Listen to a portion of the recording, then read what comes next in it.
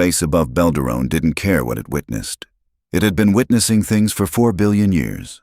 The slow collision of asteroid fields, the patient burning of a star that had never been asked its opinion about the civilizations that had developed in its light, the more recent and considerably more violent addition of 2 galactic military powers using its outer rim location as a theater for the specific kind of engagement that happened when neither side had the numbers to be decisive, and both sides had the pride to keep trying anyway.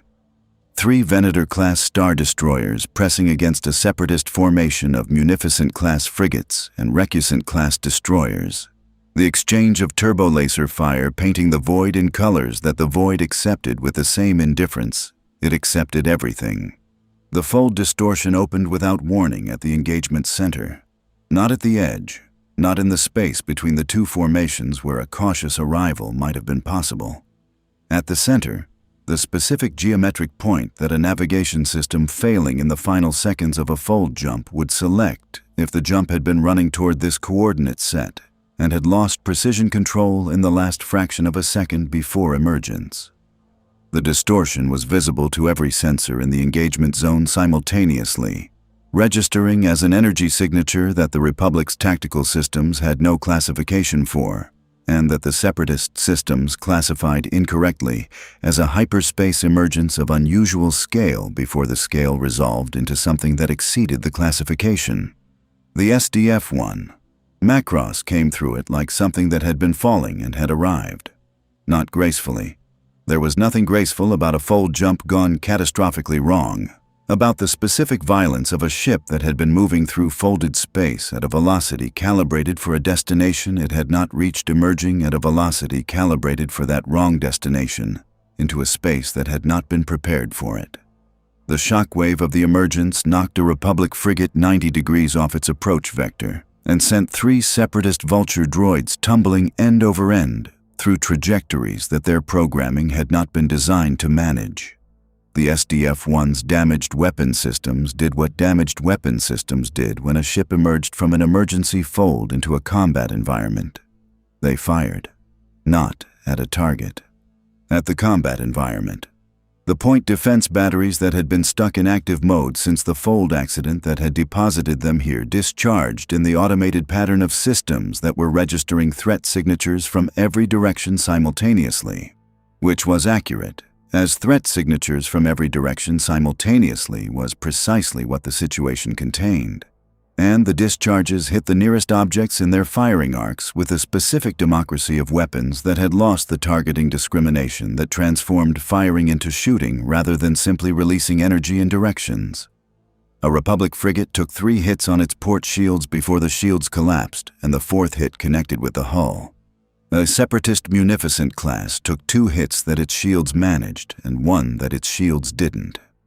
On the bridge of the lead Venator, Admiral Yularen looked at his sensor display for the specific duration of someone whose professional experience was comprehensive enough to process what he was seeing quickly, and whose personal experience was insufficient preparation for what he was seeing anyway. "General Skywalker," he said, into the tactical channel. "Are you reading this?" Anakin's voice came back from his starfighter with the quality it got when he was processing something that exceeded his existing tactical framework. "Reading it, not understanding it." "Neither is anyone else," Yularen said. "Whatever it is, it's firing on us." "It fired on the separatists too," Anakin said. "That's..." Yularen stopped. "That's either the worst targeting system in the history of warfare, or it's not trying to target anyone specifically." "Or," Anakin said, and his voice had shifted into the specific register it went to when the Force was providing information that his tactical mind was incorporating. "It doesn't know where it is." On the SDF-1's bridge, the situation was being managed with a specific urgency of people who had survived a catastrophic fold accident and emerged into something they didn't have adequate language for. "Weapons systems," Misa Hayase said, her voice carrying the compressed authority of a first officer whose job was to convert chaos into information that could be acted on. "Override the point defense automation, manual control only, now." "Working on it," the weapons officer said. "The fold accident damaged the override protocols. You need less time than you're taking," Misa said. Captain Gloval stood at the main viewport and looked at the star field that was not the star field it should have been, with the expression of a man who had been through enough impossible situations to have developed a methodical relationship with them. The ships visible through the viewport were not Zentradi. They were not anything in the SDF-1's database.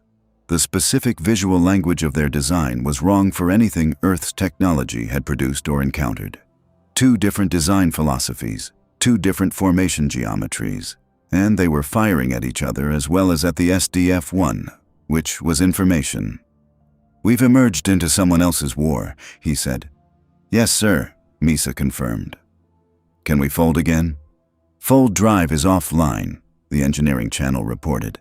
"The accident damaged the fold system at the quantum level. Repair estimate.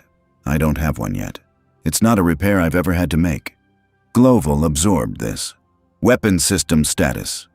Point defense override achieved," the weapons officer reported. "Manual control restored. We've stopped firing." "Good."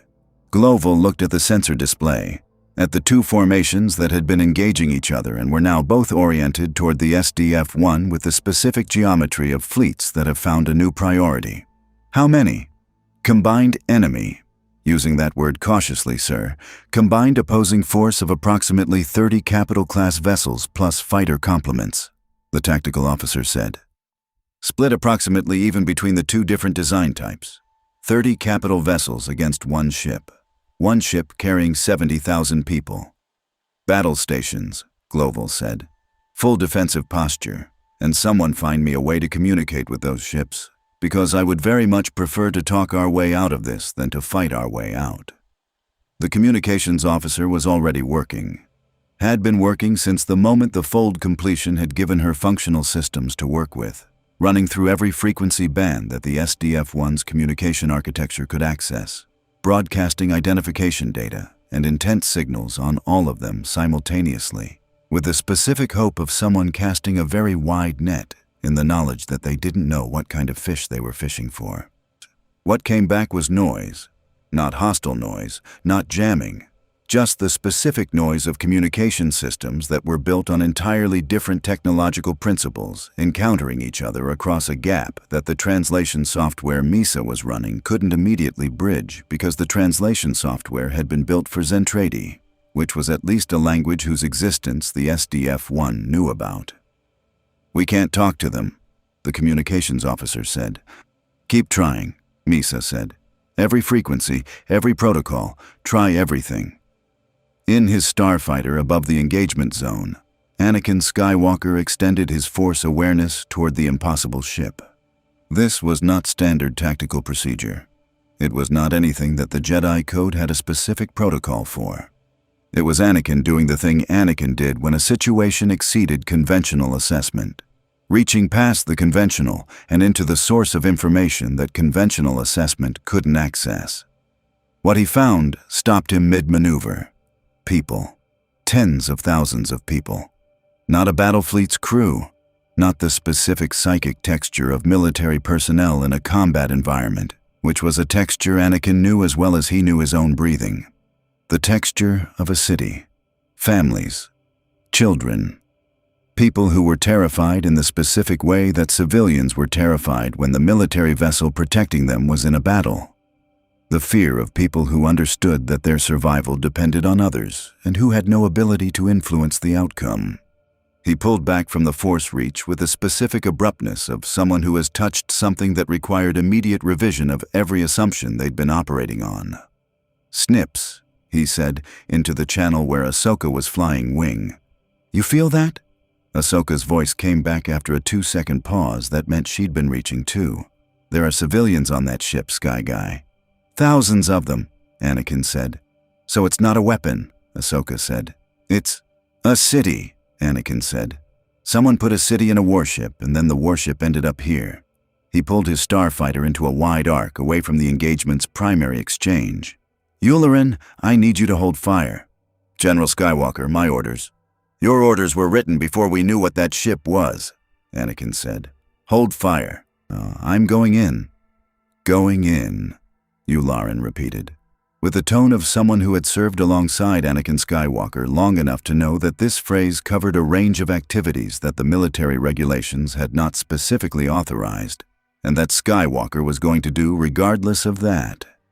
"General, the Chancellor's orders were to—" "I know what the Chancellor's orders were," Anakin said. "I'm going in." He was already going in.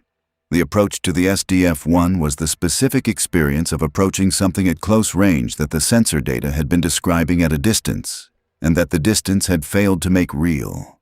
The ship was city-sized was the correct descriptor, and it was still insufficient. The architectural integration of military hardware and civilian infrastructure was visible at close range in ways that the sensor return hadn't communicated. The residential structures incorporated into the hull, the surface features that read as weapons emplacements from a distance, and read as infrastructure at proximity. The specific character of a vessel that had been built around the premise that its passengers needed to live in it, rather than simply survive in it. He was going to land on it. This required, he checked his systems, creative interpretation of what the landing approach looked like for a vessel of this configuration. There was a bay on the dorsal section that his force awareness identified as having people in it who were aware of his approach, which was the closest thing to a docking invitation he was going to get. He brought his starfighter in. The bay closed around him with the specific sound of a pressurization system that was different from anything he'd heard before, different enough to register as alien rather than simply unfamiliar, the mechanical language of technology that had been developed independently from everything in his reference database. He popped the canopy. The air that came in was breathable. That was the first thing. The second thing was the sound, beyond the immediate bay, somewhere deeper in the ship's interior. The sound of a city, traffic, people, the ambient noise of civilian habitation at scale. He climbed out of the cockpit and stood in the landing bay. 4 people in unfamiliar uniforms were standing at the bay entrance with weapons raised. The weapons were different from anything in his experience. Not blasters, not slug throwers, something in between that his threat assessment categorized as lethal without being able to identify the specific mechanism. The people holding them had the expressions of security personnel who had been having the worst day of their professional lives and had just been given one more thing to manage. Anakin raised his hands. The lightsaber was on his belt. He did not draw it.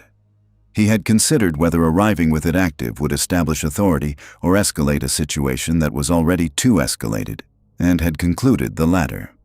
"My name is Anakin Skywalker," he said. "I'm here to talk." The security personnel did not lower their weapons, which was understandable. He was a stranger in a strange uniform who had just landed in their ship uninvited during a battle. He would not have lowered his weapons either. What happened next was not something his training had covered. The communications officer on the SDF-1's bridge had been broadcasting on every frequency, and one of those frequencies had intersected with the emergency translation protocol that Republic military comm systems maintained for first contact situations. And that intersection had produced not a translation, but a bridge. A carrier frequency that both systems recognized as communication, even if neither understood the content.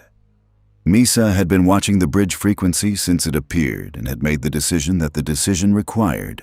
She had directed the translation software toward it and told it to learn. The learning was incomplete. It would be incomplete for some time, but incomplete was more than nothing, and more than nothing was what the situation required. "Hold!" Misa's voice came through the bay's communication system, directed to the security team. Translated imperfectly but recognizably into something that landed in Anakin's hearing as accented but comprehensible. "He is not armed aggressively." The weapons stayed up, but they didn't fire. Anakin looked at the security team, looked at the bay around him, at the ship that was carrying 70,000 people through a war they hadn't asked to be part of, in a galaxy they hadn't known existed, with a fold drive that was offline and 30 capital vessels pointed at their hull. "We didn't come here to fight you," he said, to the security team, to the ship, and to whoever was listening. "We need to talk." The security team did not respond, but from somewhere deeper in the ship, from the direction where the city sound was coming from, A door opened. A woman in a uniform that was different from the security teams walked toward him with the specific bearing of someone who had decided to be the person in a crisis who moved toward it rather than away. She stopped 4 meters from him and looked at him with the evaluating attention of an officer reading a situation. "Misa Hayase," she said. "First Officer, SDF-1 Macross." "Anakin Skywalker," he said. "Jedi Knight, Galactic Republic." She looked at him with the expression of someone encountering information that had no reference point in their existing framework, and was deciding to treat that as an interesting problem rather than an insurmountable one. "What is a Jedi?" she asked. Anakin opened his mouth. The bay's alarm system activated. "First Officer," the tactical channel said, with the urgency of someone reporting something that didn't wait for a good moment. "Both fleets are changing formation. They've stopped firing at each other." Misa looked at Anakin. Anakin looked at her. "They're coordinating," he said, because his tactical sense had just told him what both fleets stopping their engagement with each other meant when they did it simultaneously in the vicinity of a common target. "Both sides. They're coordinating against you." "Can you stop them?" Misa asked. Anakin thought about Yularen, about the Chancellor's orders, about the specific situation of a Jedi Knight who had just gone aboard an unidentified vessel against orders and who had approximately 0 authority to stop a coordinated Republic separatist operation that had been ordered by people with considerably more authority than him. "I'm working on it," he said, which was, as answers went, not the answer Misa Hayase needed, but it was the only honest one available. Palpatine received the report from Belderon at the 47th minute of the engagement. Not through official channels. Official channels would have taken longer, would have passed through the layers of Republic military bureaucracy that existed to ensure that information arrived at command authority with appropriate context and appropriate filtering. Palpatine had other channels. The specific channels that Darth Sidious had been maintaining for 30 years. The intelligence network that operated beneath the Republic's official structures with the patience of something that had been growing in the dark long enough to have developed roots deeper than the institution above it. The report described a fold distortion of unknown origin, a city-sized vessel of non-Republic, non-separatist configuration, a weapon discharge that had struck both fleets, a subsequent cessation of hostile fire from the unknown vessel, and the detail that caused Palpatine to set down the report and sit with it for a full 60 seconds in the silence of his office, which was 60 seconds longer than he sat with most things. A fold drive, a technology that did not exist in the known galaxy, a technology that moved ships through space without hyperspace lanes, without the Shaw Fujikawa metric, without any of the infrastructure that the galaxy's military powers had built their operational reach around. A fold drive would not merely change the balance of the Clone Wars, it would make the Clone Wars irrelevant. He composed 2 transmissions simultaneously. The first to Admiral Yularen. The unknown vessel was to be disabled and boarded. Its technology secured for Republic analysis, its crew detained for interrogation. The framing was security, a potential separatist weapon, a threat to the Republic. The framing was adequate. Yularen was a professional, and professionals needed adequate framings rather than true ones. The second transmission took longer because the second transmission required more care. It went through 4 relay points before reaching Count Dooku, and it was not from Palpatine. It was from Darth Sidious. And it said, in the compressed language of 2 Sith who had been conducting the same war from opposite sides for years, acquire the fold technology. Do not destroy the ship. The ship contains something worth more than the victory it could provide in this engagement. He sent both transmissions. He returned to his other work. The fold drive's discovery was not an emergency. It was an opportunity. Emergencies required reaction. Opportunities required patience. And patience was the thing that Darth Sidious had more of than anything else in this galaxy. He was willing to wait. He was not willing to let anyone else acquire it first. The coordinated assault on the SDF-1 began at the 53rd minute. Not the disorganized fire of 2 fleets that had been interrupted mid-engagement and were now redirecting their attention. the specific coordinated geometry of an operation that had been planned, however quickly, by military professionals who understood that a stationary target with unknown offensive capability required a particular approach. Republic vessels from the north and east, separatist vessels from the south and west.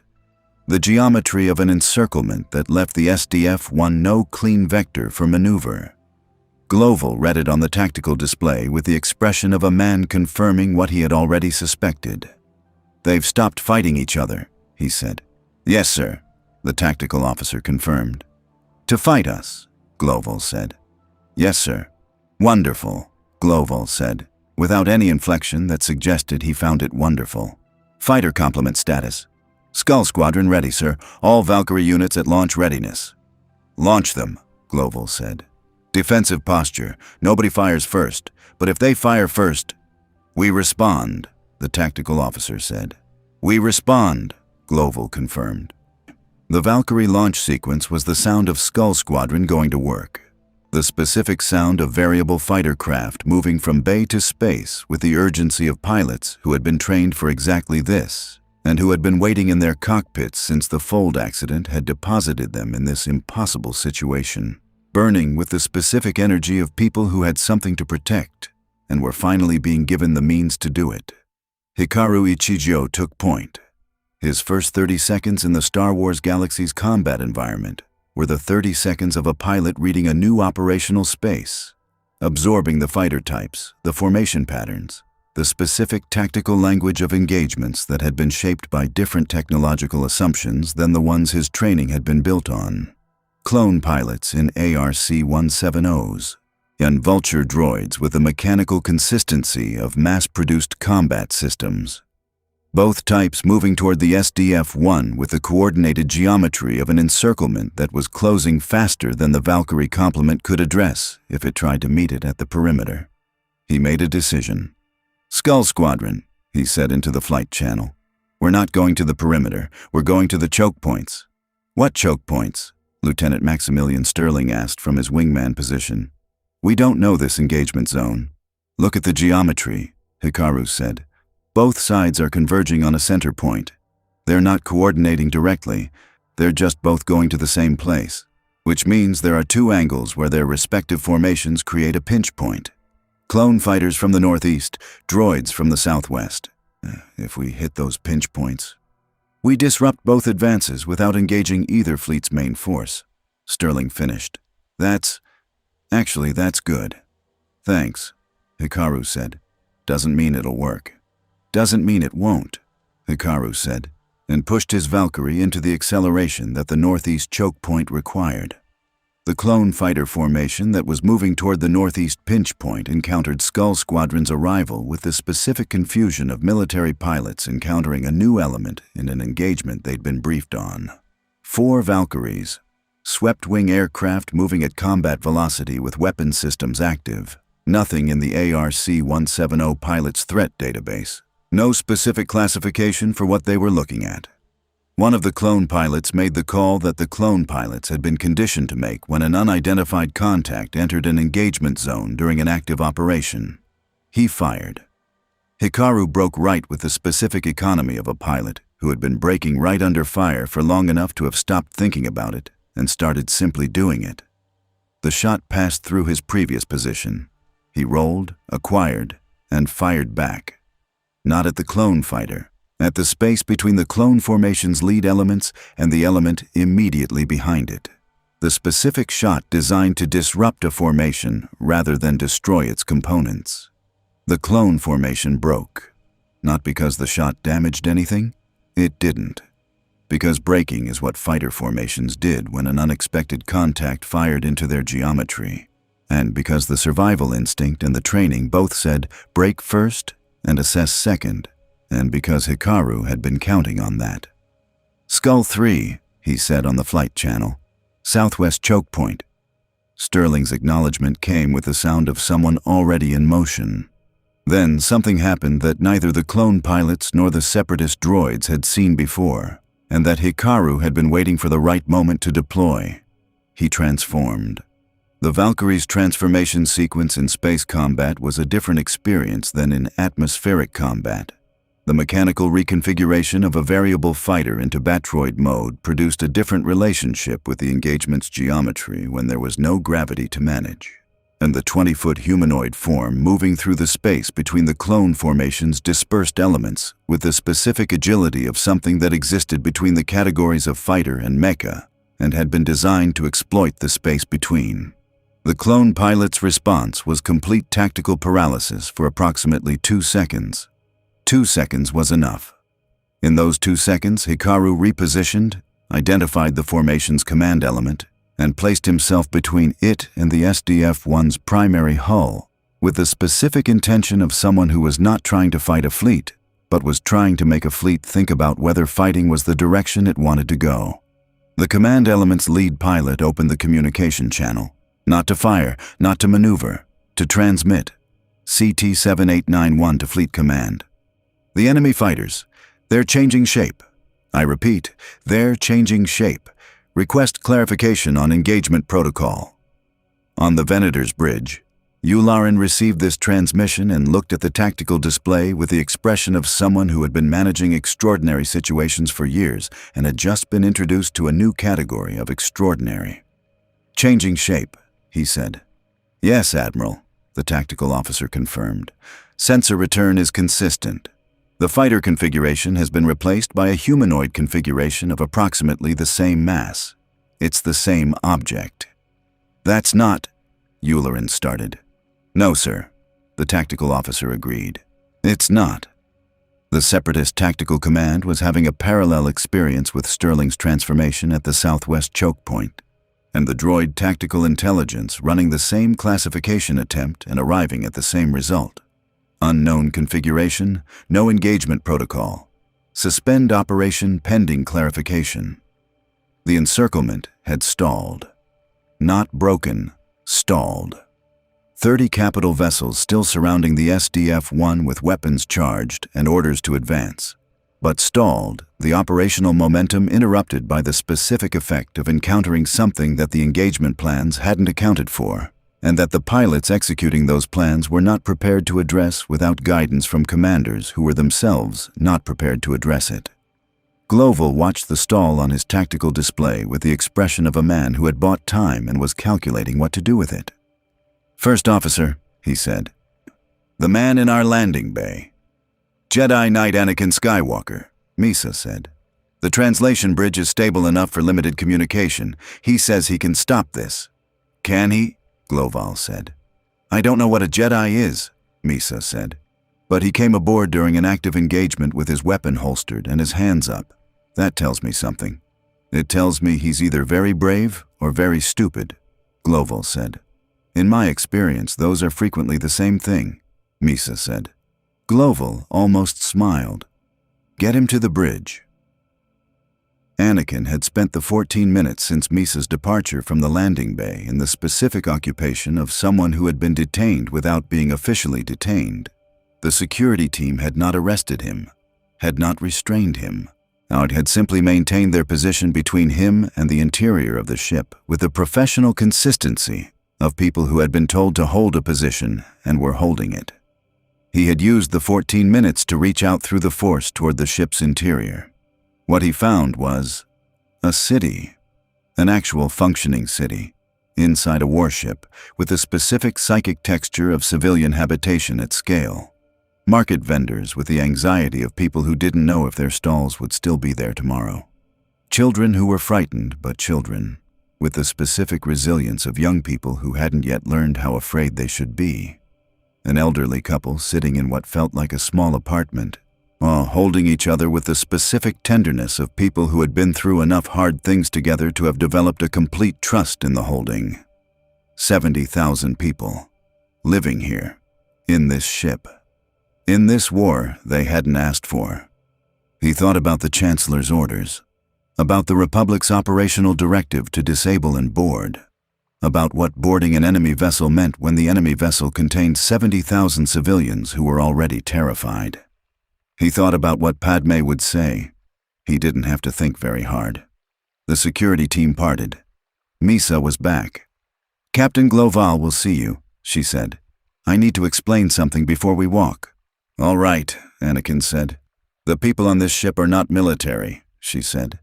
They were walking now, moving through a corridor that was wider than a warship corridor had any reason to be, the architecture around them doing the specific thing of architecture that has been designed for people who need to live in it rather than just occupy it. They are civilians, families, people who were in this city when our ship made an emergency fold jump. They didn't choose to be here. None of us chose to be here. She looked at him steadily. "I need you to understand that before you talk to my captain. Whatever you are, whatever a Jedi is, you need to understand what you're asking us to do when you say you can stop this." Anakin looked at the corridor, at the residential doors visible in the walls, at the specific domesticity of a space that had somehow ended up in the middle of a Clone Wars engagement. "I understand," he said. "Do you?" she said. "Because understanding it and using it to make the right argument to the right people are different things. You're asking us to trust the Galactic Republic. You're asking us to trust the side that is currently pointing 30 capital ships at us." "I'm asking you to give me time to make the case that you're not a threat," Anakin said. "That's different from asking you to trust the Republic." Misa looked at him, the look of someone evaluating a distinction and deciding whether it held. "Yes," she said. "It is different." A pause. "Can you make that case?" "If someone will listen," Anakin said. "That's the question, isn't it?" Misa said, and opened the door to the bridge. The bridge of the SDF-1 was nothing like the bridge of a Venator. It was nothing like the bridge of anything in the Star Wars galaxy. The design language was completely alien. The specific integration of military command functions and navigation and communications into a space that also had to serve as the nerve center of something larger than a warship was visible in every design choice. Anakin absorbed it with the force-enhanced awareness that he brought to new environments, and filed it as significant without being able to immediately categorize why. Captain Gloval turned from the viewport. He was older than Anakin had expected. Not old, but the specific age of someone who had been carrying weight for long enough that the weight had become part of how he moved. He studied Anakin with the evaluating attention of a commander assessing a new variable in a situation that already had too many variables. "Jedi Knight Skywalker," he said. "Captain Gloval," Anakin said. "My first officer tells me you can stop the engagement." "I can make contact with the Republic fleet," Anakin said. "I can tell them what I found on your ship, what the Force told me about the people here." He paused. "I can't make them listen, but I can try." "What did you find?" Gloval said. Anakin looked at him. "Civilians," he said. "Families. People who don't have any part in what's happening outside this ship except that they happen to be inside it." He paused. "I felt 70,000 lives, going about their day as much as people can when their ship is surrounded. That's what's on board this vessel." Gloval was quiet for a moment. "And you believe that's enough to stop a military operation?" "In the Republic I serve," Anakin said, "it should be. Whether it is, that depends on who I'm talking to." "And who will you be talking to?" Anakin thought about Yularen, about the orders from the Chancellor, about Obi-Wan, who was somewhere in the engagement zone and who had not been informed of Anakin's decision to board the unknown vessel because Anakin had known what Obi-Wan would have said. He thought about what was right. "The people who might listen," he said, "and then the people who need to." Gloval looked at him for a long moment. "Use our communications," he said. "Miss Hayas will assist you with the translation bridge." He turned back to the viewport. "You have my permission. You do not have much time."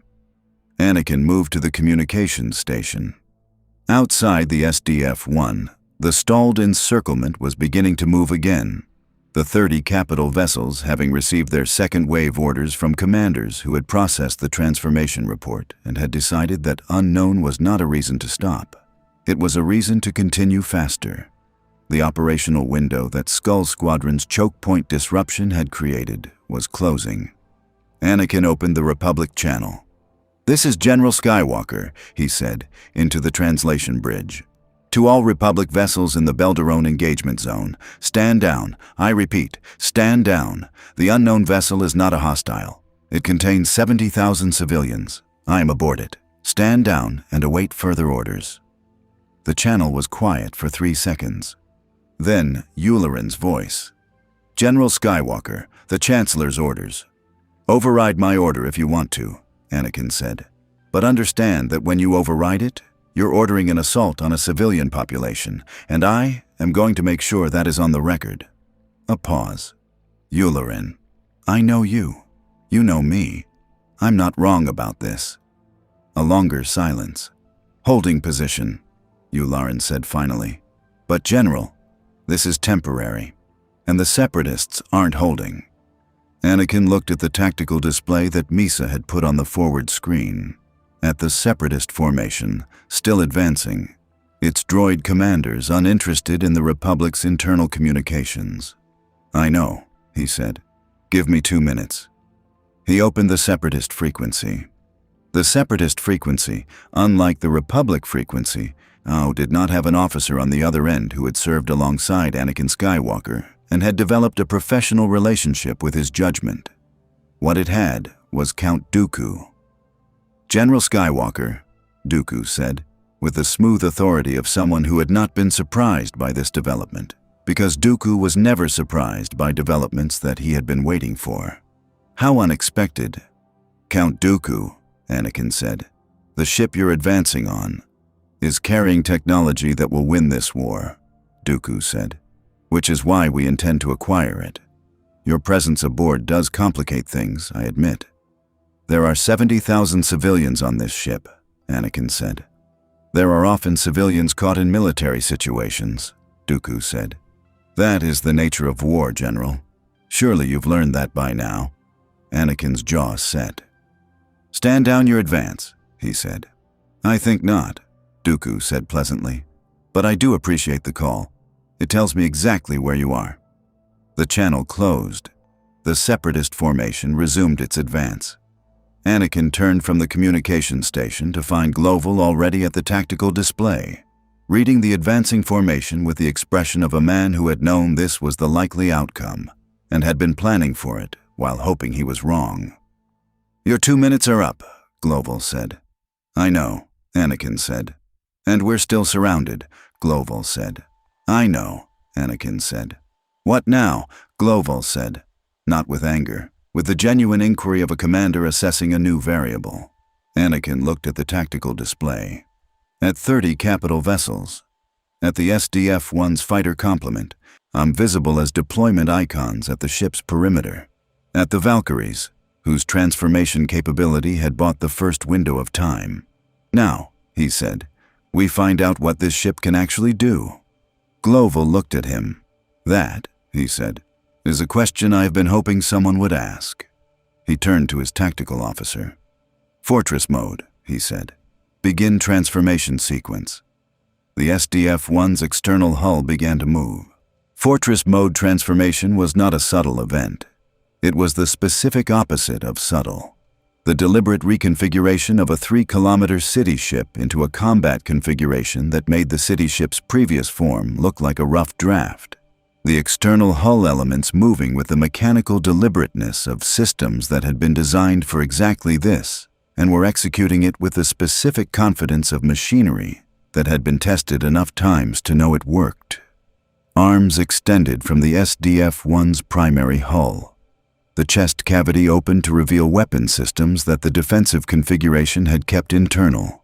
The transformation produced a silhouette that was simultaneously a fortress and something that the human visual system, regardless of what civilization had produced it, might immediately categorized as a being. The specific anthropomorphic quality of something that stood rather than floated, that had presence rather than simply mass. Every sensor in the engagement zone registered it simultaneously. The Separatist formation's advance stopped. Not because the droid tactical intelligence had received a stand-down order.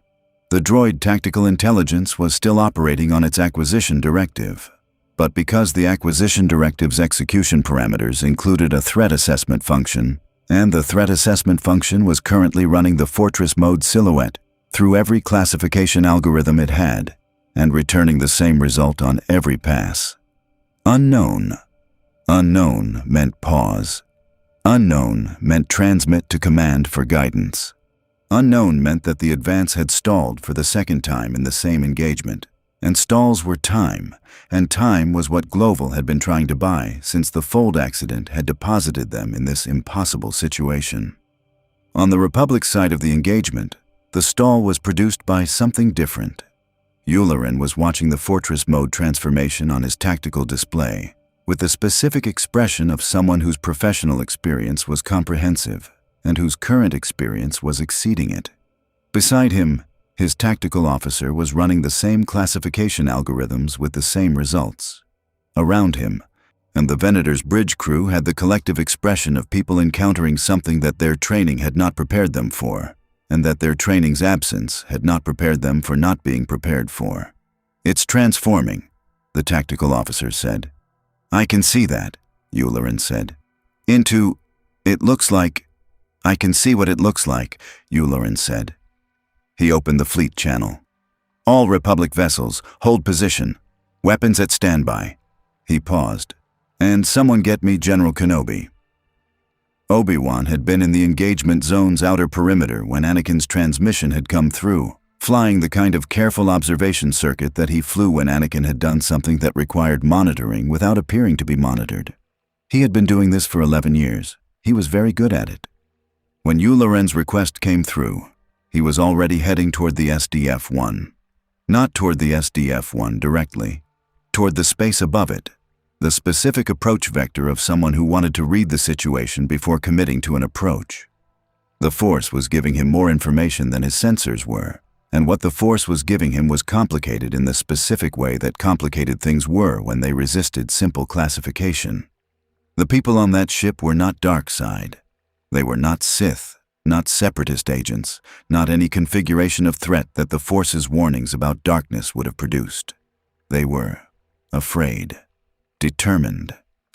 The specific combination of fear and purpose that the Force registered in beings who were in a situation they hadn't chosen and were managing it because the alternative to managing it was failing the people depending on them. And beneath all of that, something else. Something that his Force awareness touched and then couldn't quite locate when he tried to examine it directly. The specific quality of information that existed at the edge of perception, present enough to register, but not substantial enough to read. Something about the ship itself, or about the energy that had brought it here, that the Force was trying to tell him something about. He filed it and kept flying. Ahsoka's voice came through the channel. "Master Obi-Wan, I'm on the SDF-1, Bay 3. Obi-Wan processed this. "Of course you are," he said. "Is Anakin with you?" "He's on the bridge," Ahsoka said. "He's been trying to negotiate." "With which side?" "Both, I think," Ahsoka said. "It didn't work on the Separatists." "It rarely does," Obi-Wan said. "I'm coming in." "Bay 3, Ahsoka confirmed. "The security team is manageable. Tell them your name before you land." "Ahsoka," Obi-Wan said. "How did you get aboard?" "I followed Anakin," she said, with the tone of someone explaining something that should not require explanation. "You followed—" Obi-Wan stopped. "We are going to have a conversation about this." "I know," Ahsoka said. "Later." He landed in Bay 3. The security team was indeed manageable. 4 personnel in unfamiliar uniforms, who had the expressions of people who had been managing unexpected visitors for the past hour, and had developed a protocol for it that consisted primarily of weapons up but not firing and watchful waiting. Obi-Wan climbed from his starfighter and stood in the bay with his hands clearly visible, his lightsaber on his belt, his expression the expression he wore when he was being deliberately non-threatening. "Obi-Wan Kenobi," he said. "Jedi Master. I believe my Padawan is already aboard." Ahsoka appeared from the interior corridor. "Ex-Padawan," she said, with the specific correction of someone who had graduated from Padawan status, and found that people kept forgetting. "Ahsoka," Obi-Wan said. Good to see you." "You say that like you're surprised," she said. "I'm never surprised when you appear somewhere you're not expected," he said. "I'm occasionally surprised by the locations." He looked around the bay, at the ship's interior architecture, at the residential character of the corridor beyond the security team. "This is remarkable," he said. "Yeah," Ahsoka said. "Come on. You need to see the city." The city was everything that Obi-Wan's Force awareness had been telling him it was, and it was more than that. Ahsoka led him through the corridor that connected the military sections of the SDF-1 to the civilian sections, and the transition between the two was the specific transition of a boundary that had been designed to be crossable, not the sealed separation of a warship's secure areas from its less secure areas, but the designed integration of a military vessel that had been built around the premise that the people inside it needed to live rather than simply occupy. The corridor opened onto a street, an actual street, with storefronts on both sides, with the ambient noise of a city, conversations, the distant sound of what might have been music, the mechanical sounds of infrastructure operating, with people moving through it in the specific patterns of urban habitation, the unconscious choreography of a crowd that had been sharing this space long enough to have developed a functional relationship with each other's presence. Obi-Wan stood at the street's edge and looked at it for a long moment. 70,000 people, Ahsoka said beside him. Yes, he said. Living here, she said. In this ship. They didn't ask to be part of any of this. This is where they were when the emergency happened. Obi-Wan looked at the people moving through the street, at the specific human detail of it. The vendor arguing with a customer over something small. The couple walking with the closeness of people who had been together long enough to find comfort in proximity. The children whose energy was barely contained by the adults managing them. The ordinary life of a city, happening inside a warship that was being surrounded by 30 capital vessels. Anakin was right to come aboard, he said. He usually is, Ahsoka said. About the things that matter. Don't tell him I said that, Obi-Wan said. His confidence is already sufficient. He extended his Force awareness through the city, not with any specific intention, just the instinctive expansion of a Jedi in a new environment, reading what the Force had to say about the place and the people in it, and again touched the thing he'd been trying to locate since his approach, the edge of perception presence that existed in the ship's energy, not in the people, not in the military hardware, in something else. Something that resonated with the Force in a way that the Force was not quite explaining, like a note that was almost recognizable but not quite, almost a frequency the Force used but not identical to it. Ahsoka, he said. Yes? Do you feel something unusual about this ship? Not the people, the ship itself. Ahsoka was quiet for a moment, the quiet of a former Padawan who had learned that when her master asked if she felt something unusual, and the correct response was to actually check rather than simply answer. There's something, she said slowly. It reminds me of the Force, but it's not. Like an echo of something I recognize. Yes, Obi-Wan said. Exactly like that. He filed this alongside everything else he was filing and kept moving, because the tactical situation above them was not pausing for philosophical inquiry. On the SDF-1's bridge, the tactical display was showing something that Global had been watching with the specific attention of a commander who had been buying time and was watching his time budget run out. The Separatist formation's pause had lasted 4 minutes. The droid tactical intelligence had transmitted its classification request.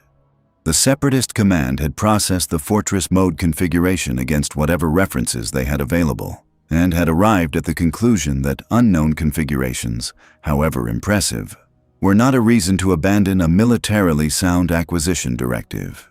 The formation had resumed its advance at the 3-minute 47-second mark with the specific patience of an advancing force that was moving carefully rather than rushing, preserving its options as it closed.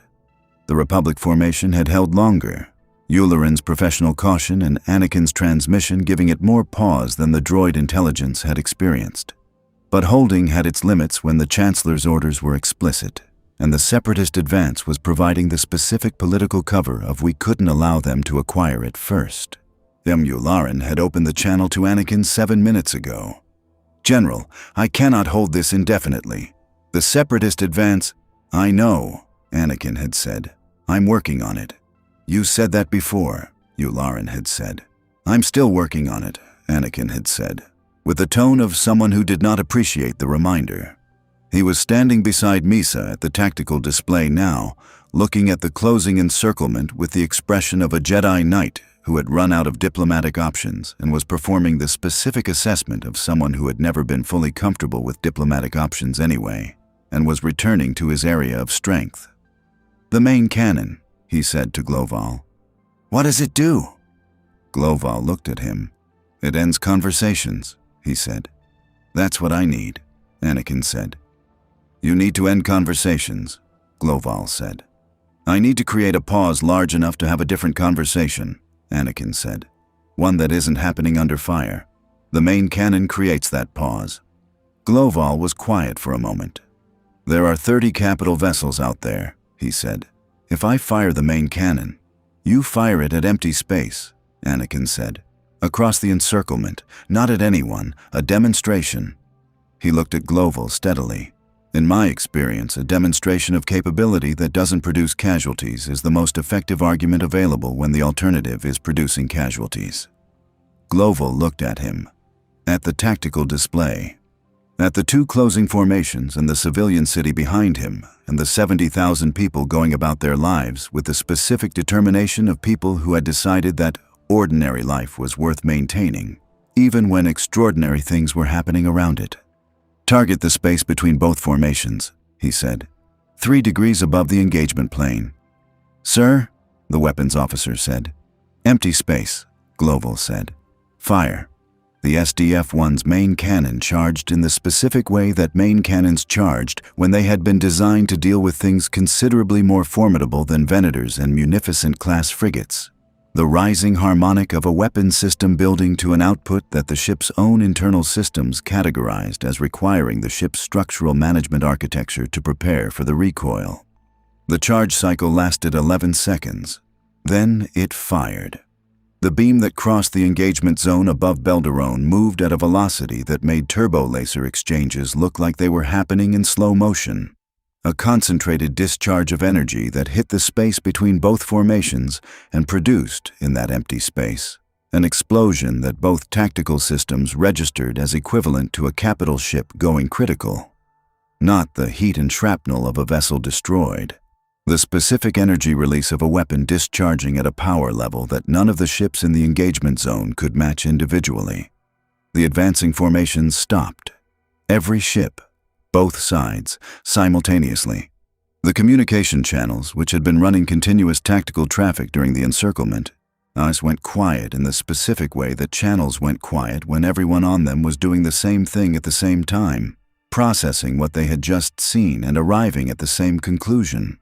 Whatever this ship was, it was not something that should be engaged with the current force composition. Yularen opened the channel to Anakin. "General Skywalker," he said, and his voice had the quality of someone reporting a professional assessment that had required significant updating. "What exactly have you gotten us involved with?" "Something that needs to be talked to rather than shot at," Anakin said. "Are you ready to talk?" A pause. "Yes," Yularen said. Anakin looked at Gloval. Gloval looked at the tactical display, at the stopped formations, at the window that the main cannon's demonstration had created, at the 70,000 people behind him who had just watched their ship fire its most significant weapon into empty space on the recommendation of a man they'd met an hour ago, who claimed to represent an institution they'd never heard of. "Now," Gloval said, "we talk."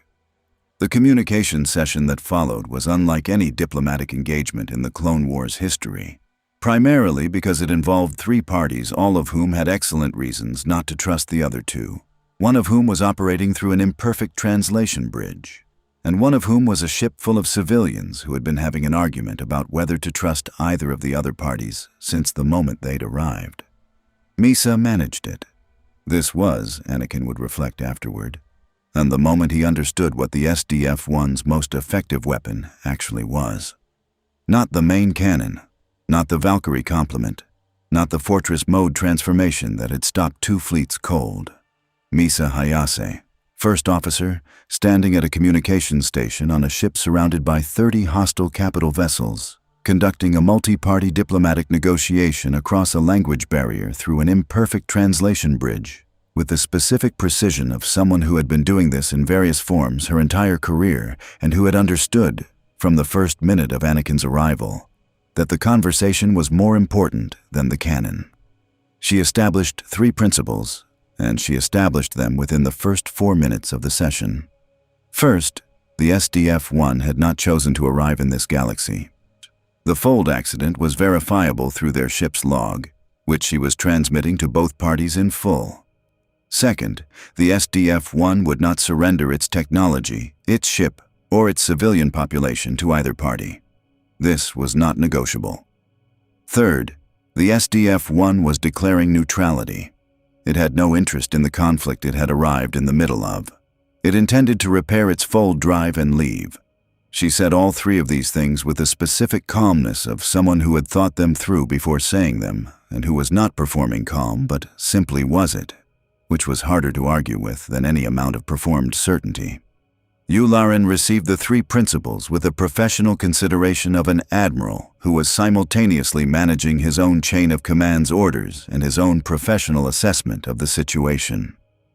"The Chancellor's orders," he said carefully. "Respect them," Misa said, "and respect that we've just demonstrated we'll defend ourselves if they're executed." She paused. "The 3rd principle is our offer. We want nothing from your conflict. We want to leave. Help us leave and we leave.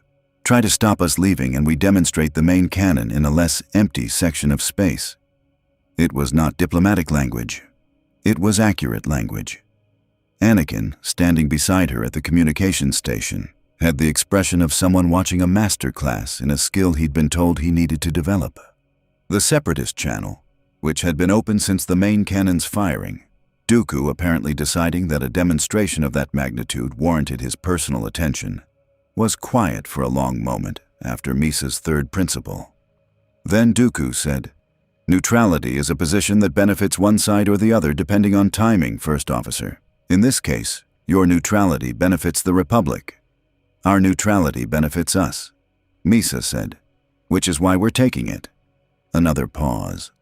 "You're aware," Dooku said, "that Count Dooku does not typically accept that answer."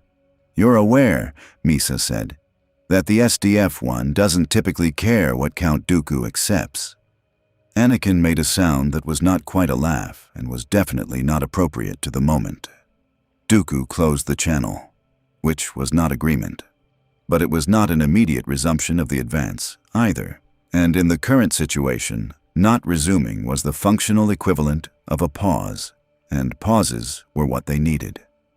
Yularen's channel remained open. "General Skywalker," he said, "I need to transmit this to Coruscant." "Transmit it," Anakin said. "I'll add my own report." He paused. "Yularen, the civilian situation is noted," Yularen said, "and will be in my report." Another pause. "I've been in this war a long time, General. I've learned to distinguish between situations where the orders are right and situations where the situation has changed the orders." "What's this?" Anakin said. "A situation where the situation has changed the orders," Yularen said. "Holding position indefinitely, awaiting guidance from Coruscant." He closed the channel. The Gloval was looking at Misa with the expression he wore when she had done something that he had known she would do, and that had worked in the way he had known it would work. And that still impressed him because knowing in advance did not diminish the watching. "Nicely done," he said. "We have time now," Misa said. "Not much. The channel to Coruscant will produce new orders. The Separatists will regroup, whatever window we have." "We use it," Gloval said. "Engineering, fold drive status." The engineering channel responded with the voice of someone who had been working on an impossible problem for the past 2 hours, and had arrived at the point where the impossible problem had begun to look merely very difficult. "Progress, sir. I have a partial repair estimate. The quantum damage is... I've found an approach. It's not conventional repair, it's an adaptation." "Can it fold?" Gloval said. "Not yet," engineering said. "Hours, maybe more." Gloval looked at the tactical display, at the holding formations, at the window that was already beginning to close as the channels to Coruscant carried Yularen's report toward a chancellor who had already decided what he wanted. Faster, Gloval said. Yes, sir, engineering said, with the tone of someone who had already been going as fast as possible and was now going to find out what faster than that meant. Ahsoka appeared on the bridge with Obi-Wan beside her, the specific arrival of two people who had been doing something elsewhere and had returned at the moment the elsewhere's information was most useful. She looked at the tactical display, at the holding formations, at the translation bridge that Misa had built in real time between two incompatible communication systems. What did I miss? She said. Negotiations, Anakin said. Did they work? Temporarily, Anakin said. How temporary? Obi-Wan answered before Anakin could. Temporary enough that we need to discuss something I found in the city. He looked at Gloval. Captain, I'm a Jedi. We are sensitive to what we call the Force, an energy field that connects all living things. Your ship has something aboard it that resonates with the Force in a way I haven't encountered before. He paused. I need to know what it is, because if it's what I think it might be, it changes everything about why both sides want this ship so badly. Gloval looked at him, at Anakin, at the tactical display where 30 capital vessels were holding their positions, and the Coruscant Channel was carrying his ship's fate toward a Chancellor who had already made his decision. Come with me, Gloval said, and the bridge door opened onto a corridor that led somewhere deeper in the ship. Somewhere the military infrastructure gave way to something else, something older, something that the ship had been built around rather than built to contain. Outside, the holding formations held, and in the space between them and the SDF-1, something that had been building since the Fold accident's energy had interacted with this galaxy's force-saturated space, continued to build. Quietly, without announcement, the specific patience of something that was becoming rather than being, that was approaching a threshold rather than having crossed one. The Force was paying attention to the SDF-1. It had been since the moment the Fold distortion had torn open above Belderon. The question that Obi-Wan's Force awareness had been reaching toward since his approach, and that the corridor Gloval was now leading them down was apparently going to answer, was why. The room at the corridor's end was not a weapons bay. It was not an engineering section, not a command facility, not any of the military infrastructure that the SDF-1's exterior suggested was its primary content. It was a chamber, circular, approximately 30 meters in diameter, with a ceiling that extended higher than the surrounding architecture suggested it should, and walls that incorporated materials that Obi-Wan's Force awareness immediately identified as different from the rest of the ship. Not in a threatening sense. In the sense of age, the specific material quality of something that had existed before the structure it was now part of, that had been incorporated rather than built, that carried the temporal weight of something much older than the vessel around it. At the chamber's center was a crystal matrix, not a kyber crystal. Obi-Wan had spent enough time with kyber crystals to know them at a glance and through the Force simultaneously, and this was not one. But the resonance it produced in his Force awareness was adjacent to the resonance kyber produced, the specific adjacency of two things that existed in related but distinct categories. Where kyber resonated with the Force directly, amplifying it, channeling it, responding to the Force user who attuned with it. This crystal resonated through the Force rather than with it, like a signal that traveled on the Force's carrier wave without being generated by the Force itself. Protoculture, Gloval said beside him. Obi-Wan looked at him. I don't know that term. It is what powers this ship, Gloval said. It is what makes the Fold drive possible. It is... He paused.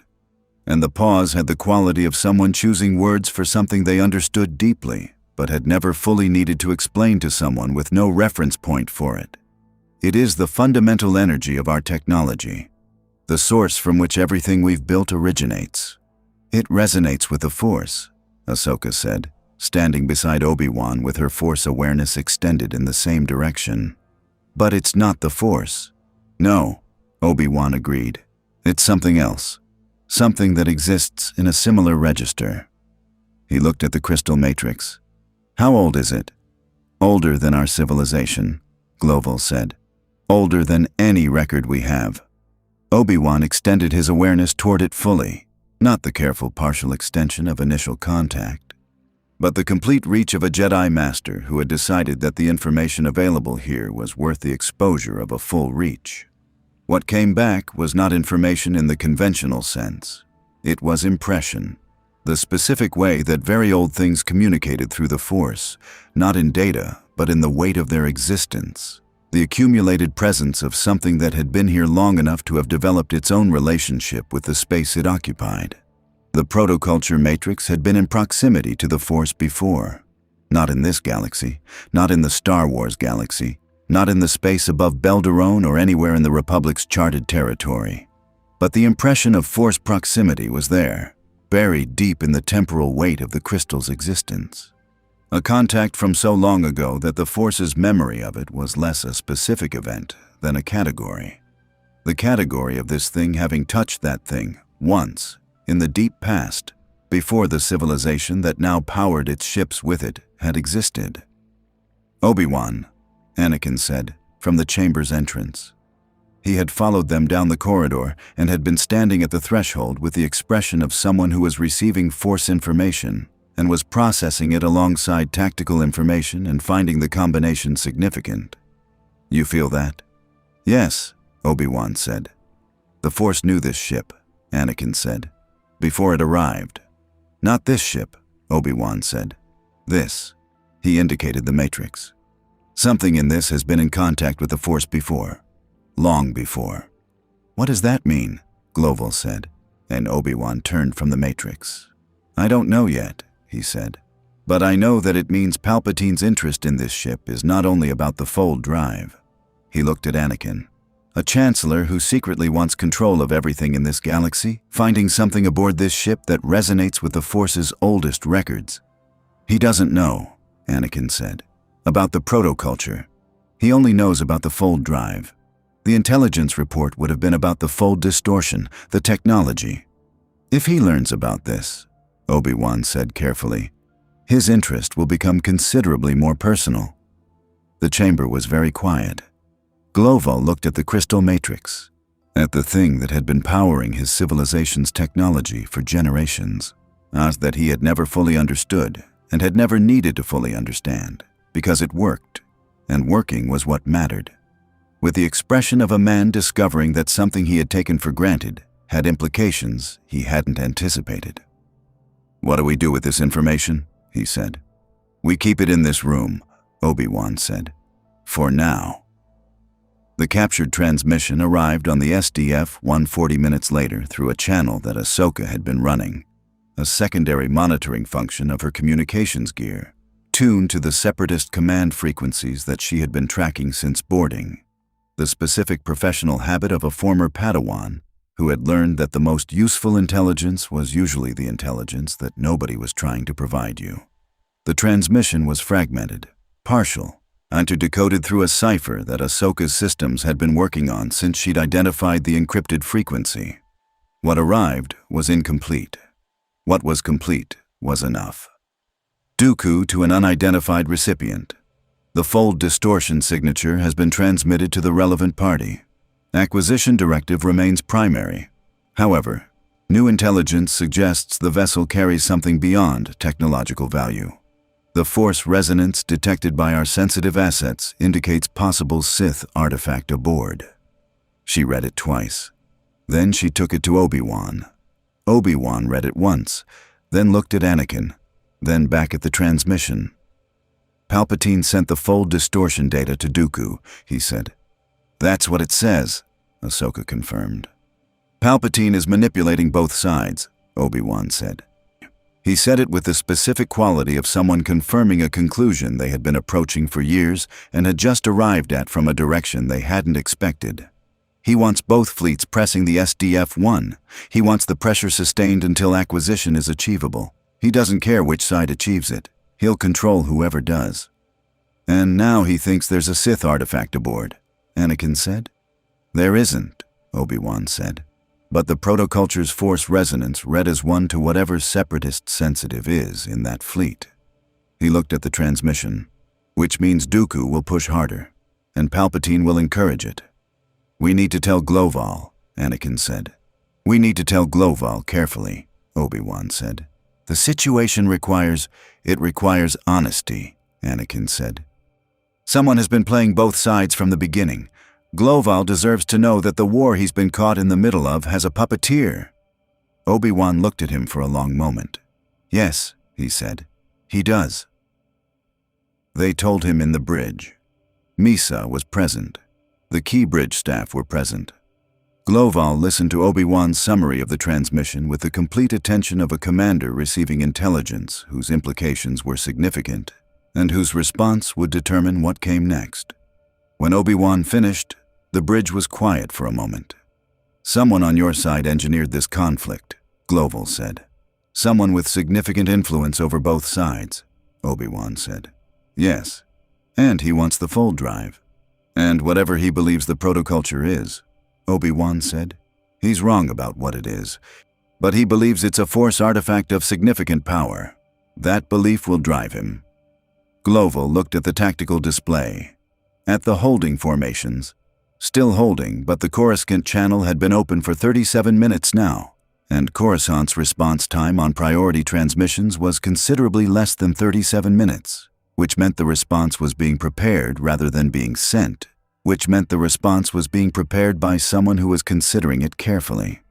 He's writing new orders, Misa said, reading the channel activity on her display. The Chancellor. The Coruscant channel traffic pattern indicates composition rather than transmission. New orders to resume the assault, Gloval said. Likely, Misa confirmed. How long? Minutes, Misa said. Gloval looked at Anakin, at Obi-Wan, at Ahsoka, who had been the one to find the transmission and who was standing with the expression of someone who had connected a set of dots and did not like the picture they made. The fold drive repair, he said, into the engineering channel. 60%, engineering said. I've been running the adaptation. Sir, it's going to work, but it's not going to work in minutes. How long? 40 minutes, maybe 35 if the quantum calibration holds. 35 minutes. The Coruscant channel traffic pattern was indicating preparation rather than transmission, and had been for 37 minutes. We're going to have new orders before we have a fold drive, Gloval said. Yes, sir, Misa said. Then we need to hold for 35 minutes against what those orders will produce, Gloval said. He looked at the tactical display, at 30 capital vessels and their fighter complements, at the SDF-1's Valkyrie Squadron and the Fortress mode configuration, and the main cannon that had already fired once, and at the 2 Jedi standing on his bridge. General Skywalker, he said, what is your authority aboard Republic vessels? General Officer, Anakin said. Why? Because the orders that come from Coruscant will be directed to your Admiral Yularen, Gloval said. And Admiral Yularen is a professional who follows orders. He looked at Anakin steadily. But a general officer can countermand orders in the field when the field situation warrants it. Anakin understood immediately. You're asking me to countermand Palpatine's orders. I'm asking you if you have the authority to, Gloval said. What you do with that authority is your decision. Countermanding the Chancellor's direct orders, Obi-Wan said carefully, is not something that— Obi-Wan, Anakin said. Anakin, 70,000 people, Anakin said. Obi-Wan was quiet. 70,000 people who didn't ask to be here, who have done nothing wrong, who are being used as leverage in a manipulation by someone who is supposed to be the leader of everything I've sworn to protect. Anakin looked at the tactical display. Tell me the argument for letting that continue. Obi-Wan looked at him for a long moment. There isn't one, he said finally. Then I'm countermanding, Anakin said, and opened the fleet channel. The next 22 minutes were the specific kind of minutes that happened when a Jedi general was running a countermand against a Chancellor's orders in real time, while a Separatist fleet was receiving escalated acquisition directives, and an engineering team was running a fold drive repair against a deadline that was moving faster than the repair. Yularen received Anakin's countermand with the specific quality of an admiral who had been waiting for exactly this and had been hoping it would come with slightly more institutional backing. General Skywalker, he said, you understand what you're asking me to do? I'm asking you to hold position, Anakin said. I'm not asking you to fire on anyone. Just hold. The Chancellor. The Chancellor is manipulating this engagement, Anakin said. I can send you the transmission intercept, an open channel from the Chancellor's office to Count Dooku's command structure, sharing our intelligence on the SDF-1 to encourage both fleets to press harder. A silence. Send it, Yularen said. Anakin sent it. Another silence. Longer, the specific silence of someone reading something and arriving at a conclusion that reorganized their understanding of their current situation. Holding position, Yularen said. But General, I can't hold indefinitely. When the Chancellor's orders arrive. Give me time, Anakin said. That's all I need. How much? Anakin looked at engineering's display on the bridge console. 28 minutes remaining on the fold drive repair. 30 minutes, he said. I'll give you 20, Yularen said. After that, my duty to my orders supersedes my... He stopped. 20 minutes, General. Thank you, Yularen, Anakin said. He closed the Republic channel and opened the Separatist channel. Dooku answered immediately, which told Anakin that Dooku had been monitoring the Republic fleet's communications and was aware of the countermand, which told Anakin that this conversation was going to be considerably harder than the last one. General Skywalker, Dooku said, you've bought yourself some time with your Admiral. Impressive. Foolish, but impressive. I sent you a transmission, Anakin said. Your personal channel. I've received it, Dooku said. Then you know that Palpatine sent him intelligence about the SDF-1, Anakin said. Your information about the fold drive came from the Republic's Chancellor. The man you're fighting against? Yes, Dooku said. I'm aware that my master occasionally provides information through unconventional channels. The bridge was very quiet.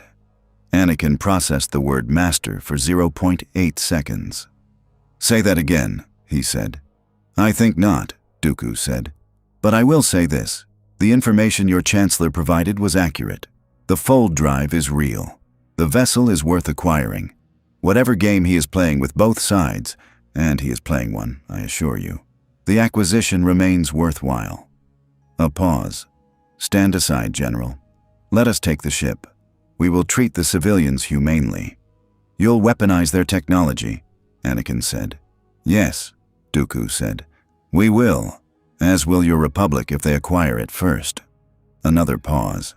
The difference is honesty, General. I'm telling you what we intend. Your Chancellor is not. Anakin closed the channel. He stood at the communications station for a moment with the expression of someone who had received a piece of information that required immediate filing and had not yet determined where it went or what it changed. He put Dooku's word aside for later and focused on the 20 minutes he had. Engineering, he said.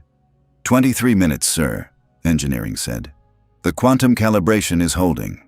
3 minutes faster than the last estimate. Misa, Anakin said. Misa looked at him. Whatever happens in the next 20 minutes, he said. If the fold drive is ready, if you can go, you go. We go, she said. What about you? You and the other Jedi? We'll manage, Anakin said. That's not specific enough, Misa said. We'll be back in our ships before you fold, Anakin said. You have my word. Misa looked at him with the evaluating attention she had brought to every statement he'd made since his arrival. The specific assessment of someone who was deciding whether a person's word meant anything. All right, she said. Your word. The Chancellor's orders arrived at the 16-minute mark. They came through Yularen's channel as a direct transmission from Coruscant, flagged Supreme Chancellor Priority, which was the flag that superseded Field Command Authority and that Yularen could not legally ignore. Anakin watched Yularen receive them on the bridge display and watched the specific process of an admiral who had been holding against his orders, receiving orders that he could not continue to hold against. General Skywalker, Yularen said. His voice had the quality of a professional delivering news that he had known was coming and that did not become easier to deliver for having been expected. I have received direct orders. I cannot. I know, Anakin said. Execute your orders, Admiral. A pause. General. Execute your orders, Anakin said. You've done everything right. What happens next is not your responsibility. The Republic formation began to move. The Separatist formation, which had been monitoring the Republic's communication traffic and had identified the direct order's arrival, resumed its advance simultaneously. The specific simultaneity of two fleets that had separately concluded that the window of hesitation was closed. 30 capital vessels, closing from all directions, and the encirclement completing with a patient geometry of forces that had been delayed and were now executing without further delay. Engineering, Global said. 17 minutes, Engineering said. The quantum calibration is faster, Global said. Sir, the calibration can't be faster, Global said, with the specific quality of a captain who has said a thing and means it regardless of its technical feasibility. A pause on the engineering channel that was less a pause than a recalculation. 12 minutes if we skip the secondary validation, Engineering said. But if the secondary validation would have caught something, how likely is that? Global said. 15% chance the secondary validation catches a fault that affects the fold's accuracy, Engineering said. 85% chance it's redundant. 15% chance we fold somewhere wrong versus 100% chance we're boarded in 12 minutes, Global said. Yes, sir, Engineering said. Skip the validation, Global said. 12 minutes. He turned to the bridge. All hands, battle stations, full defensive posture, Skull Squadron, Pattern 7, hold the encirclement perimeter as long as possible. He turned to Anakin. You need to be in your ship, he said. 11 minutes, Anakin said. Now, Global said. Because if the fold goes early, it won't go early, Anakin said. General Skywalker, Global said, with the specific tone of a captain who had been managing impossible situations for his entire career and was managing one now. I do not know you. I have known you for approximately 2 hours. In those 2 hours, you came aboard an enemy vessel with your weapon holstered, you attempted to negotiate with both sides on our behalf. You countermanded your own government's orders to protect civilians you had no obligation to protect, and you gave me your word that you and your people would be in your ships before we fold. He looked at Anakin steadily. I am choosing to believe that word. I need you to make it possible for me to believe it by going to your ship now. Anakin looked at him. At the captain of the SDF-1. The man who had been carrying 70,000 people through an impossible situation with the specific grace of someone who had decided long ago that carrying was what he did and had never found a reason to put it down. All right, Anakin said. We're going. He looked at Misa. She looked back. When you get where you're going, he said, wherever the fold takes you, it's going to be better than this. You weren't supposed to be here. You were supposed to be home. He paused. Get there. Misa held his gaze for a moment, the evaluating attention present as it had been every time she'd looked at him. Then, for the first time since his arrival, the evaluation resolved into something else, something that didn't require words. She nodded. Once. It was the nod of someone who had heard something that mattered and was confirming that they had heard it. Anakin turned and moved toward the bay, Obi-Wan and Ahsoka behind him, the three of them moving at the specific speed of people who had 11 minutes and were going to use every one of them. The battle for those 11 minutes was the kind of battle that Hikaru Ichijo would spend years trying to adequately describe to people who hadn't been in it. Not because of its scale. It was large, but scale alone had never been the thing that made battles difficult to describe. Because of its specific quality. The quality of a fight being conducted by people who were not trying to win but to last, to maintain enough space around the SDF-1 for long enough that the fold drive could complete its repair and the ship could go. Skull Squadron flew Pattern 7 with the specific commitment of pilots who had been given a mission they understood and who were executing it without reserve. Transformation sequences mid-engagement, the Valkyries moving between fighter and Batroid and Guardian configurations with the tactical fluency of people who had been flying this system long enough to stop thinking about the configurations and start thinking about the situations they addressed. The clone pilots, after 2 hours of engagement with the Valkyries, had stopped being confused by the transformation and had started being something more dangerous, informed. They had watched the Pattern 7 deployment from the encirclement's approach and had begun to identify the specific moments in the transformation sequence when a Valkyrie was most vulnerable, the half-second during which the configuration change committed to one form before completing another. They were targeting those moments. Hikaru read this adaptation happening in real time and felt the specific respect of a pilot for an enemy who was good at what they did.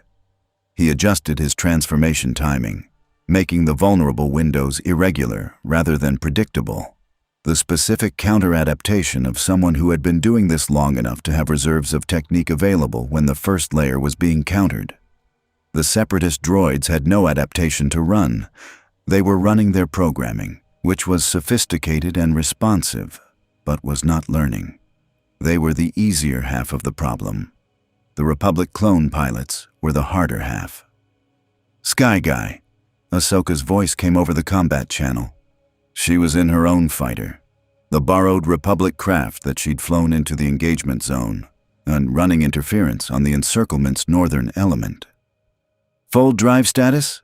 Anakin checked his display. 6 minutes. "We can hold 6 minutes," she said. "Yes," Anakin said. He was flying the approach that kept his fighter between the Republic formation's lead elements and the SDF-1's primary hull. Not the aggressive forward engagement that was his preference, but the specific defensive flying of someone who had decided that the thing they were protecting mattered more than the satisfaction of the engagement. "We can." The 6 minutes were the specific 6 minutes that happened when something important was happening somewhere else, and the thing happening where you were was entirely in service of that something important. The specific 6 minutes of consequence, whose urgency was entirely borrowed from a countdown they couldn't see. At the 4-minute mark, a Republic cruiser broke through Skull Squadron's Pattern 7 and achieved a firing solution on the SDF-1's secondary hull. Gloval did not wait for a battle order. "Point defense," he said. "Intercept." The point defense batteries, back under manual control since the first minutes of the arrival, operated now by crew who had been running them for 2 hours and had developed a relationship with the engagement's geometry. Intercepted the firing solution before it resolved. The Republic cruiser's shot was deflected. The cruiser adjusted and tried again. "Main cannon," Gloval said. "Sir?" the weapons officer said. "Between us and the cruiser," Gloval said. "Not at the cruiser, between."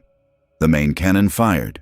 The space between the SDF-1 and the Republic cruiser became very briefly inhospitable to anything, including the cruiser's renewed approach.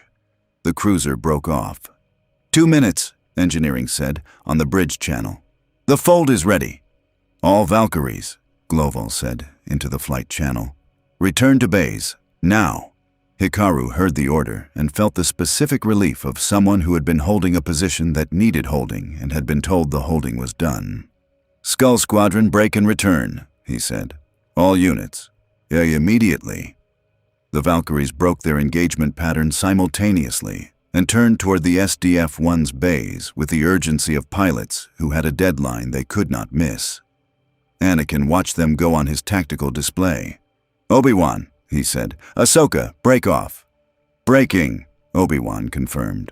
"Already gone," Ahsoka said. Anakin looked at the SDF-1 one more time, at the fortress mode silhouette, at the city behind the fortress, at the 70,000 people who were about to go somewhere and who deserved to get there. He broke off. The fold activated at the 90-second mark after the last Valkyrie entered the bay. What it produced? When it activated in the force-saturated space of the Star Wars galaxy, with a drive that had been repaired with a 15% chance of accuracy fault, and that had been carrying protoculture energy since before the Republic was founded, was not what anyone had predicted. Not a clean fold.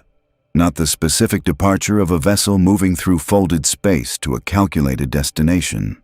Something more complicated. The specific complication of two energy systems intersecting in ways that neither had been designed for. The protoculture's ancient resonance with the Force combining with the fold drive's quantum architecture in a reaction that the fold computer's adaptation had not fully anticipated. The SDF-1 disappeared. That part was as expected. What was not expected was the residue. The fold left behind, in the space above Belderon where the SDF-1 had been. A distortion in the force that every force sensitive in the engagement zone registered simultaneously. The specific distortion of a place where two fundamentally different energy systems had briefly occupied the same coordinates and had produced something at the boundary between them. Anakin registered it from his starfighter. Obi-Wan registered it from his. Ahsoka registered it and said, "What was that?" on the open channel, which was the honest question. The distortion was not large. Not the dramatic force event of a major battle or a catastrophic loss.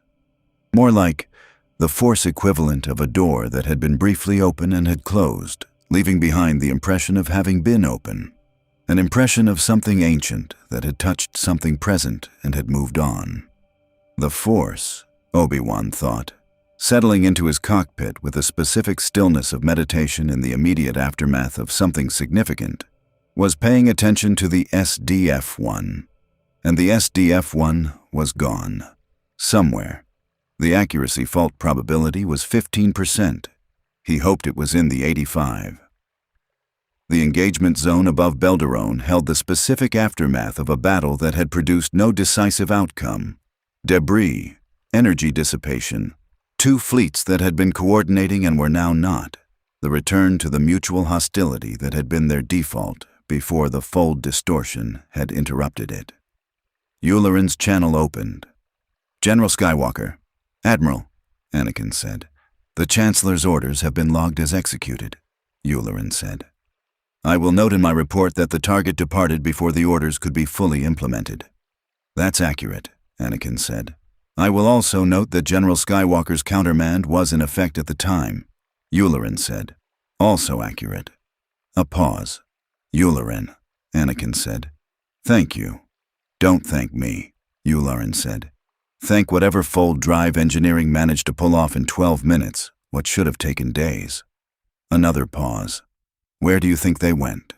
Anakin looked at the empty space above Belderon, at the fold distortion residue that his force awareness could still feel, at the place where 70,000 people had been and were no longer. "Home," he said. "I hope home." He turned his starfighter toward the Venator and began his approach. Behind him, in the space where the SDF-1 had been, and the force distortion faded slowly, the specific fading of something that had been present and was now absent, that had touched something old in the galaxy's fundamental energy and had left the touch's impression behind.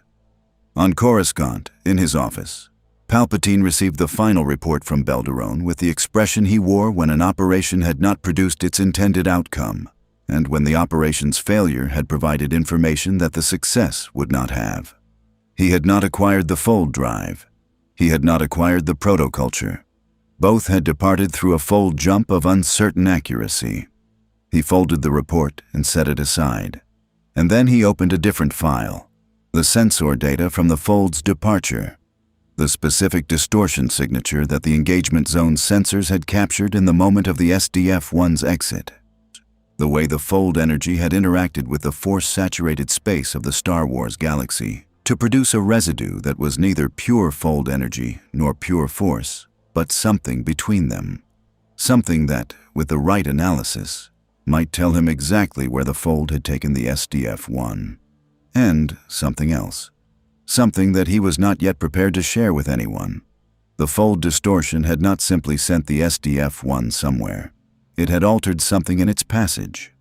The force above Belderon was different from the force above Belderon before the SDF-1's arrival. Not dramatically, not in ways that most force sensitives would notice if they weren't looking for it, but different. The specific difference of a place where something ancient had briefly been and had left its impression.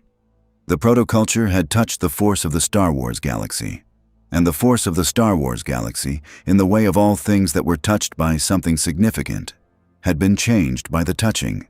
How much? In what direction? These were questions that Palpatine's patience was entirely prepared to investigate. He was willing to wait. He was not willing to let the investigation wait. He opened his communication channel, and in the empty space above Belderon, where the fold distortion's residue was still fading in the force, The Clone Wars continued with the specific continuity of a conflict that had been designed to continue. That had been designed by someone who understood that continuity was the point, that the war was the mechanism rather than the objective, and that the objective had just received a new and unexpected variable. The SDF-1 was somewhere in the galaxy, or somewhere else entirely, or nowhere in the 15%. The force above Belderon held the impression of its passing, and somewhere in the deep space between star systems, traveling through a fold that had been adapted rather than designed and that had intersected with the force in ways that the fold computer had not fully anticipated, the SDF-1 Macross was in transit. Where it was going, even Gloval didn't know. What he knew was that his ship was moving, that the fold was active, that the 70,000 people behind him in Macross City were alive and in motion and going somewhere. He stood at the viewport and watched the fold's interior, the specific visual of a universe in transit, on the particular light of a space that existed between where you were and where you were going, the liminal illumination of something becoming.